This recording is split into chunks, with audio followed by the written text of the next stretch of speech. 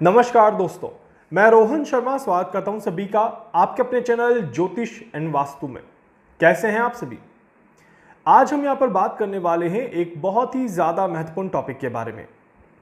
पिछले 2 दिनों में आप सभी ने न्यूज में डेफिनेटली बहुत सारी चीजें सुनी होंगी और आपके मन में एक अजीब सा डर जरूर रह रहा होगा कि क्या हम सभी विश्व युद्ध के कगार पर खड़े हैं। क्या यहाँ पर ईरान और इजराइल के बीच में जो प्रॉब्लम है ये काफ़ी ज़्यादा बढ़ते हुए नजर आएंगी और क्या विश्व युद्ध अभी होता हुआ नजर आएगा 2024 में ही? क्या दुनिया में अस्त व्यस्तता का माहौल रहेगा? क्या बहुत सारे लोगों की जान जाने वाली है? इस तरह की कई सारी चीज़ें, कई सारे थॉट्स आपके मन में ज़रूर आ रहे होंगे। आप सभी को मैंने आज सुबह भी एक लाइव सेशन किया था, उसमें बहुत क्लियर तरीके से मैंने मेंशन किया था कि इस तरह की कोई भी स्थिति नहीं होने वाली है। और ज़्यादा डिटेल जानने के लिए आप सभी से रिक्वेस्ट करूंगा कि उस लाइव सेशन की वीडियो को ज़रूर देख लीजिएगा। उसमें आपको सारी इंफॉर्मेशन बिल्कुल क्रिस्टल क्लियर तरीके से मिल जाएगी। सवाल यहां पर यह आता है कि ये डर मन में पैदा क्यों होता है या फिर हम सभी इतना पैनिक क्रिएट क्यों कर देते हैं। तो इसके पीछे एक बहुत सिंपल सी इक्वेशन है जो कि ग्रहों की चाल के हिसाब से चल रही है। हम सभी ने नोटिस किया था और मैंने आप सभी को बताया भी था कि राहु का प्रभाव जो है यहाँ पर धीरे धीरे इंक्रीज होता नजर आएगा और राहु जो है यहाँ पर अशांति फैलाने का काम करेगा, भ्रमित करने का काम करेगा और पैनिक क्रिएट करता हुआ नजर आएगा ही आएगा। ये चीज क्लियर है। मैंने एक वीडियो में ये भी कहा था कि न्यूज कुछ दिनों के लिए देखना बंद कर दीजिएगा, नहीं तो और ज्यादा परेशान हो जाएंगे। इसके अलावा मैं हमेशा मानता हूं और हमेशा बिलीव करता हूं कि वैदिक एस्ट्रोलॉजी में बहुत ज़्यादा पावर होती है, ग्रहों में बहुत ज़्यादा पावर होती है। ग्रह हमेशा संकेत देते हैं, ग्रह हमेशा अपनी आने वाली परिस्थिति के बारे में आप सभी को बताने की कोशिश करते हैं। उसके अकॉर्डिंग आप अपनी चीज़ों को प्लान कर लें, अपनी चीज़ों को सेट कर लें। अब सवाल ये उठता है कि क्या आज जिस स्थिति में हम हैं, इस स्थिति के बारे में क्या ग्रहों ने पहले से आप सभी को बताया था? आपसे एक छोटी सी रिक्वेस्ट करूंगा कि पहले ये एक मैं क्लिप आपको सुना रहा हूं, पहले इसको सुन लीजिएगा, फिर हम डिस्कस करते हैं इजराइल और ईरान के बारे में कि इनकी कुंडली से ग्रहों के क्या संकेत मिलते हैं और अब आगे किस तरह की स्थिति देखने को मिलेगी। कैलकुलेशन है कि क्रूड ऑयल जो है वो भारत के लिए परेशानियां लेकर के आएगा और क्रूड ऑयल में एक अच्छा खासा उछाल देखने को मिल सकता है। इस तरह की इक्वेशंस यहां पर काफी ज्यादा देखने को मिलती है। इस वजह से ये वो समय है जो डेफिनेटली मार्केट के लिहाज से काफी ज्यादा इंपॉर्टेंट समय है, मार्केट में काम करने वालों के लिए काफी ज्यादा इंपॉर्टेंट समय है। जब हम क्रूड ऑयल की बात कर रहे हैं तो बैकग्राउंड में गोल्ड भी अपना काम करेगा और निफ्टी भी अपना काम करेगा, इस बात का ध्यान रखिएगा। अब जो समझदार हैं वो इंडिकेशन समझ जाएंगे और वो उसके हिसाब से अपना काम जरूर करेंगे। दूसरी चीज यहां पर देखा जाए तो ये समय जो है, मैं अगेन कहूंगा, राहु जो है वो बहुत ज्यादा प्रभावशाली है। इस समय के दौरान में राहु काफी ज्यादा अग्रेसिव नोट पर जाता हुआ नजर आ रहा है और अगर हम देखें तो 4 अगस्त मतलब कि आज का दिन अगर आप देखेंगे तो राहु का दिन है, 4 नंबर राहु का नंबर। राहु अमावस्या की कुंडली में काफी ज्यादा प्रभावशाली है और राहु को लेकर के ही एक और इक्वेशन अगर कह दी जाए तो इजराइल बहुत बड़ा कुछ करता हुआ नजर आएगा। इजराइल काफी ज्यादा आप कह सकते हैं अग्रेसिव नोट पर आ सकता है। इस तरह के योग यहां पर बनते हैं जिसकी वजह से इजराइल पर ही खतरे के बादल मंडराते हुए नजर आएंगे। तो ये इक्वेशन बहुत बहुत ज्यादा क्लियर दिखाई देती है और इजराइल के जो रिश्ते हैं वो दूसरों के साथ कहीं ना कहीं थोड़े से खटपट होते हुए नजर आएंगे। भारत में भी इस चीज को लेकर के काफी ज्यादा बातें हो सकती हैं। भारत की सरकार को भी कुछ महत्वपूर्ण निर्णय लेने पड़ सकते हैं। इस तरह के योग बनते हैं। उधर अमेरिका के लिए भी ये समय जो है वो बहुत ज्यादा पॉजिटिव नहीं रहेगा और अमेरिका ने भी कहीं ना कहीं कोई ना कोई डिसीजन लेना है इस समय के दौरान में। इस तरह के योग यहां पर बनते हैं। देखिए ये समय है जहां पर आप 1948 देख लीजिए, 1967 देख लीजिए, 1973 देख लीजिए, जब अरब देशों ने इजराइल के ऊपर हमला किया था और इजराइल हमेशा बच करके निकला। इजराइल ने हमेशा अपने आप को स्ट्रांग दिखाया, हमेशा अपने आप को निकाला, समस्याओं से बाहर निकाला। बट इस बार इजराइल के लिए कहीं ना कहीं कठिन घड़ी है, संकट की घड़ी है और यह समय इजराइल के लिए, इजराइल में किसी बड़े आतंकवादी हमले के लिए एक बहुत बड़ा समय यहां पर दिखाता है। इस तरह के योग यहां पर बनते हैं। तो इस वजह से यह समय बहुत बहुत ज्यादा क्लियर है। एक और यहां पर इक्वेशन यह भी है कि ईरान विश्व के लिए एक खतरा बनता जाएगा। इस तरह की इक्वेशन भी दिखती है और इस वजह से पूरा विश्व ईरान के ऊपर किसी तरह का क्वेश्चन मार्क लगा है। कुछ देशों के संबंध ईरान के साथ खराब हो जाएं, कुछ देशों के संबंध ईरान से अच्छे हो जाएं, तो ये इक्वेशन बनेगी। अब बड़ी इंटरेस्टिंग चीज, यूक्रेन और रशिया के बीच में युद्ध हुआ या एक कॉन्फ्लिक्ट हुआ, कुछ देश यूक्रेन की तरफ चले गए, कुछ दिन रशिया की तरफ चले गए, और उसके बाद दोनों ने मिलकर के देखा कि यार ये तो इक्वेशन गलत जा रही है, तो चीजों को धीरे धीरे रोक दिया गया। फिर अब बात आती है ईरान और इजराइल की।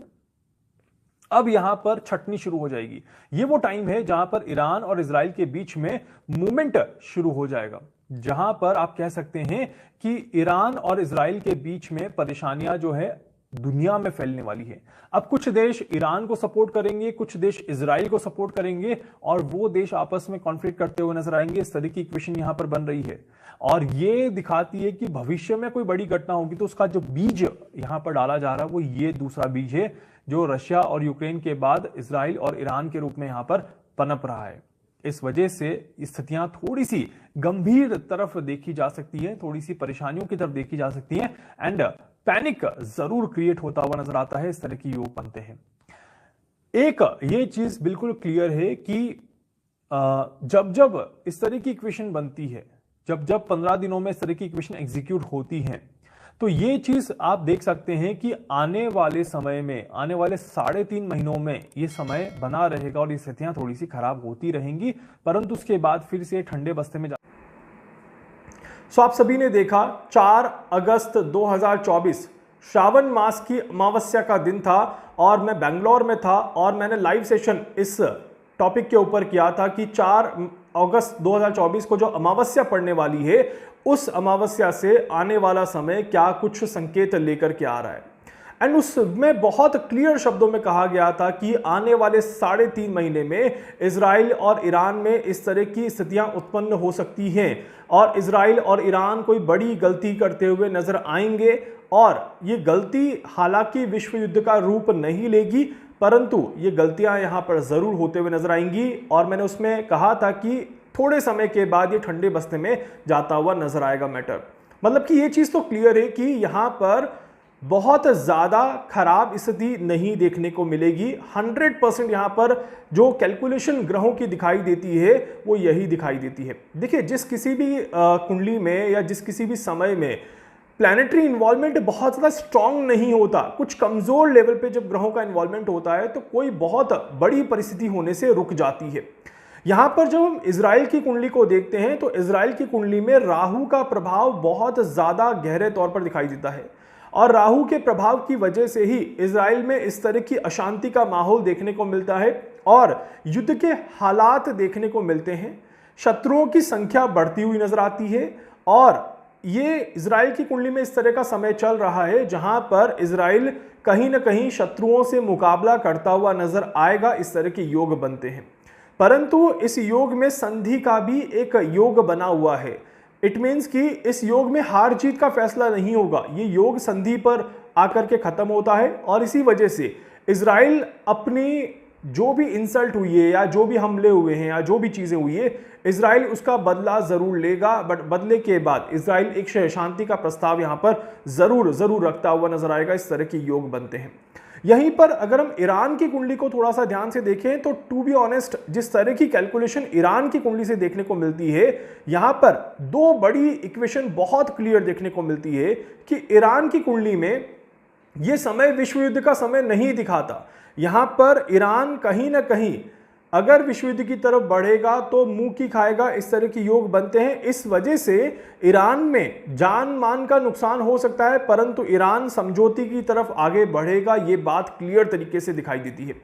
तो ग्रहों की इक्वेशन को अगर हम ध्यान से देखते हैं तो ये बात तो क्लियर है कि ईरान में परेशानियां हैं। ईरान में मैंने जैसे उस वीडियो में भी कहा था कि ईरान कोई बड़ी गलती करेगा जिसकी वजह से देश कहीं ना कहीं ईरान को थोड़ा सा क्वेश्चन मार्क लगाएगा। तो इस तरह की योग यहां पर आप जरूर देखते हुए नजर आएंगे। मैं बिल्कुल क्लियर कह सकता हूं कि ईरान के साथ दूसरे देशों के संबंधों में परेशानियां बढ़ेंगी, और ईरान पर किसी तरह का कोई बड़ा प्रतिबंध लगा दिया जाए तो भी यहां पर क्लियरली दिखाई देता है कि ईरान पर विश्व में बड़े कड़े प्रतिबंध लगाए जा सकते हैं। इस तरह के संकेत बहुत ज्यादा क्लियरली दिखाई देते हैं। यहीं पर अगर देखा जाए तो अब हम अगर इस पूरी इक्वेशन को कैलकुलेट करते हैं विश्व युद्ध के सामने रख करके, तो मैं जरूर कहूंगा कि ये मैन टू मैन फाइट नहीं होने वाली है, मतलब कि यहां पर हार जीत की लड़ाई नहीं होने वाली है, यहां पर विश्व युद्ध नहीं होने वाला है। अब क्या भविष्य में इस तरह की संभावनाएं बनेंगी जब ईरान इजराइल फिर से आगे अपने आप को परेशानियों में देखते हुए नजर आएंगे? तो यस, डेफिनेटली इस तरह की संभावनाएं बनेंगी और ये संभावनाएं 2025 में भी बनेंगी एंड आने वाले दूसरे सालों में भी बनेंगी। बट 2024 में और 2025 में बनने वाली संभावनाएं जो हैं ये विश्व युद्ध की तरफ इशारा नहीं करती अभी के समय में। आने वाले समय में जब डेफिनेटली इन दोनों के बीच में परिस्थितियां और ज्यादा खराब होंगी तब चीजें डेफिनेटली यहां पर खराब होते हुए नजर आएंगी। ये बात ईरान की और इजराइल की कुंडली के माध्यम से जरूर दिखाई देती है। ईरान की कुंडली में देवगुरु बृहस्पति और मंगल का जो एक इन्वॉल्वमेंट यहां पर देखने को मिलता है, ये समझाइश के साथ, समझदारी के साथ एक कदम पीछे रखते हुए यहां पर दिखाई देता है कि कहीं ना कहीं ईरान थोड़ा सा कुछ इस तरह की सोच में आएगा या इस तरह के विचार में आएगा या इस तरह के संपर्क में आएगा जहां पर एक समझाइश यहां पर रखी जाएगी, संधि का यहां पर कोशिश किया जाएगा और चीजों को स्टेबल करने की कोशिश यहां पर जरूर करी जाएगी। ये सारी चीजें जो है ये by the end of the October आपको जरूर देखने को मिल जाएगी, क्योंकि अक्टूबर, नवंबर और दिसंबर का जो महीना है ये कहीं ना कहीं थोड़ा सा समझाइश का महीना है। 4 अगस्त 2024 मैंने आप सभी को अमावस्या की कुंडली जो दी थी, श्रावण मास की अमावस्या की, उसमें 3.5 महीने का समय मैंने बताया था और अभी 15 ऑफ सितंबर को मैंने आपको एक वीडियो दिया था, उसमें मैंने 27 डेज का इक्वेशन आपको दिया था। अब अगर आप काउंट करेंगे तो वो सारी चीजें जो है वो back to back within time frame यहां पर चलते हुए नजर आ रही है। तो मुझे लगता है कि by mid of the October यहां पर स्थितियां कंट्रोल में आना शुरू हो जाएंगी। एंड ऑफ द अक्टूबर तक आते आते चीजें काफी हद तक बैलेंस रहेंगी और इजराइल का पलड़ा भारी है, ये बात बिल्कुल क्लियर दिखाई देती है। ईरान कहीं ना कहीं थोड़ा सा पीछे हटेगा, ईरान पर प्रतिबंध लगाए जा सकते हैं, चीजें ईरान के लिए थोड़ी सी टफ होती हुई नजर आएंगी, इस तरह के योग यहां पर बन रहे हैं। एंड जैसे मैंने पहले भी कई सारे वीडियो में एक्सप्लेन किया है, ये टाइम एक इकोनॉमिकल क्राइसिस का टाइम है। यहां पर अगस्त के महीने में ही मैंने बता दिया था क्रूड ऑयल जंप करेगा, क्रूड ऑयल कहीं ना कहीं ऊपर चढ़ता हुआ नजर आएगा और जिसको समझ में आ जाएगा वो बेनिफिट ले सकता है इस समय में। और अगस्त में ही अगर किसी ने समझदारी दिखाई होगी तो आज की तारीख तक तो उस पर्सन ने अच्छा खासा प्रॉफिट यहां पर अर्न कर ही लिया होगा। तो ये सारी चीजें जो है वो एक दूसरे से लिंक दिखाई देती है। एंड यस, इसमें मना नहीं किया जा सकता, ग्लोबल इकोनॉमिकल क्राइसिस का समय चल रहा है और ग्लोबल इकोनॉमिकल क्राइसिस अगर होने हैं तो विश्व में कोई इस तरह की परिस्थिति जरूर पैदा होगी जिससे कि मार्केट में बहुत बड़े चेंजेस यहां पर देखने को मिलेंगे। एंड मैंने अभी पिछले वीडियो में भी कहा था कि बहुत जल्दी आप सभी चाइना का नाम देखेंगे, चाइना की तरफ से परेशानियां देखेंगे, चाइना कहीं ना कहीं उतार चढ़ाव में यहां पर एक अपना रोल प्ले करता हुआ नजर आएगा। इस तरह के योग बन रहे हैं और समय की शुरुआत हो चुकी है। आज सूर्य ग्रहण से अगर हम देखें तो चाइना का इन्वॉल्वमेंट अब बहुत जल्दी आपको कहीं ना कहीं देखने को मिल जाएगा। इस तरह के योग जरूर बनते हुए नजर आएंगे। आज भी अमावस्या का दिन है, अमावस्या की कुंडली मैंने आज भी देखी है और ये कुंडली भी मेरे को यही संकेत देती है कि इस कुंडली में राहु का प्रभाव सूर्य के साथ देखने को मिलता है। सूर्यदेव जब तक राहु के संपर्क में है या सूर्यदेव जब तक राहु और शुक्र के साथ संपर्क में रहेंगे तब तक थोड़ा सा परेशानियों का माहौल बना रहेगा, पर उसके बाद स्थितियां फिर कंट्रोल में आ जाएंगी और ये स्थितियां अभी कम से कम 4 महीने कंट्रोल में रहेंगी। इस तरह के योग बनते हैं।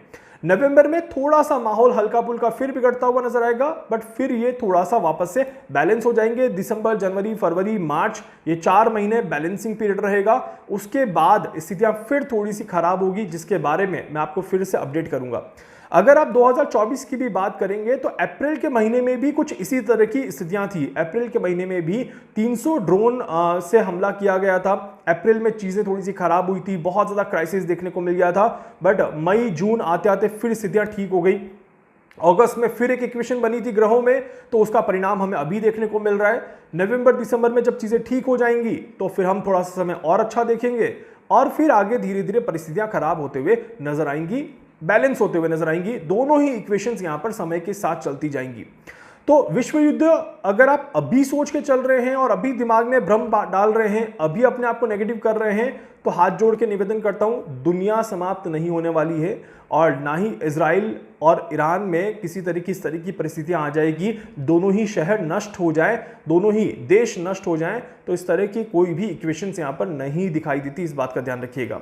एंड बहुत क्लियर है कि इजराइल कहीं ना कहीं लेवल अप करता हुआ नजर आएगा, इजराइल डोमिनेट करेगा, इस तरह के योग यहाँ पर बनते हैं और इस वजह से ईरान बैकफुट पर आकर के एक स्टेप बैक लेगा भी, इस तरह की क्लियर इंडिकेशंस यहाँ पर दिखाई देती हैं। उम्मीद करता हूं कि आप मेरी जानकारी को समझ गए हैं एंड हमेशा कहता हूं ग्रह अपना काम करते हैं, ग्रह अपने संकेत दिखाते हैं, ज़रूरत है तो सही समय पर सही संकेत को कैलकुलेट करने की मैं हमेशा कोशिश करता हूं कि अच्छी जानकारी देने की कोशिश करूं या अच्छी कैलकुलेशन करने की कोशिश करूं।